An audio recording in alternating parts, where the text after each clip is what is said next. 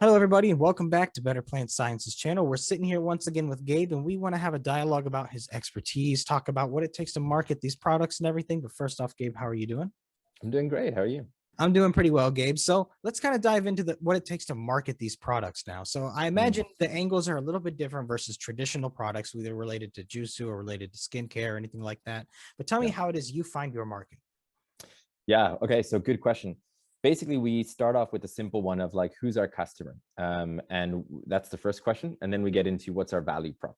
So with Better Plant Sciences and all the brands that we have underneath us, we're excited about them because they do offer something unique. They're great products. And I'm not just biased in saying that because I work here, but they are really good products. For the juices, they taste great and they're good for you. For the Juicy Wellness products, they actually feel good. They actually smell great. They're good for your skin. And on top of all of that, they're great for the environment. So now we have something that we know our customers want, and then we have something that's actually good for the earth as well. Then the copy starts to write itself, Mhm. and the emotion starts to write itself of what we're trying to convey.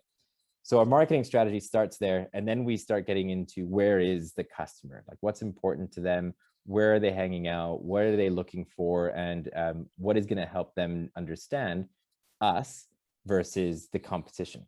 Especially when you have no brand awareness. Mhm. So that's kind of a starting point from there. What we also want to do is we want to try to make as much bang for our buck without actually going big. Like here's the reality: you can enter a market, especially one when you talk about juices or cosmetics and stuff. It's not a blue ocean strategy. There's no, you look out on your ship and it's not a blue ocean, just blue ocean. This is actually, lots of ships are out there. There are a lot of people playing in this field. And we're not going to enter the market and say we're going to flood it with tons and tons of cash. We're not going to go into mass media. We're not going to go into radio or anything else. So what we can do is disrupt the market, and we're going to become that disruptor. And how do we do that? We do that through different channels like social and influencers and podcasts, where they actually get to talk about us. They get to talk about our products. They get to feel the products Mhm. and talk about how good they are. Word of mouth, even on a digital age, is still one of the most effective things that you can do. So we'll continue through word of mouth. We also have a location for Juicy Bar in Victoria, which is going to be more of like a great place for people to come in, try our products, come back on a regular basis. But it's also a test kitchen to an extent. We can actually have real customers interaction at that point and ask them questions and understand what they're liking, what they're not liking about our products, and use that to then further understand how we manufacture and produce more products. Long story short, to keep coming back, it's all about who's our customer, which we think we know now.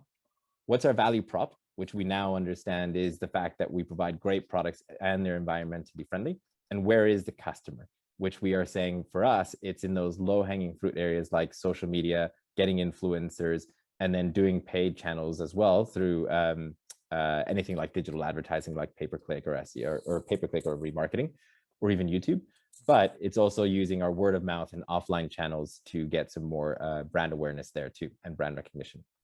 Interesting. Yeah, you talk about it how the market is full of lots of products, but it's all about, as you said, making your product stand out versus the competition, and using those kind of grassroots movements in the social media, using the influencers as opposed to just going for blanket throw cash at a TV ad or so on. Exactly. Yeah. Yeah. We're not gonna disrupt the market by throwing tons of money at it. So we disrupt the market instead by using grit, by basically using our own staff and using our own people here, and the people that we know we can use, like our customers, to do the work for us. So that means rolling up our sleeves a bit more, for sure. A lot more work than just spending 300 grand on a radio ad or TV ad or something.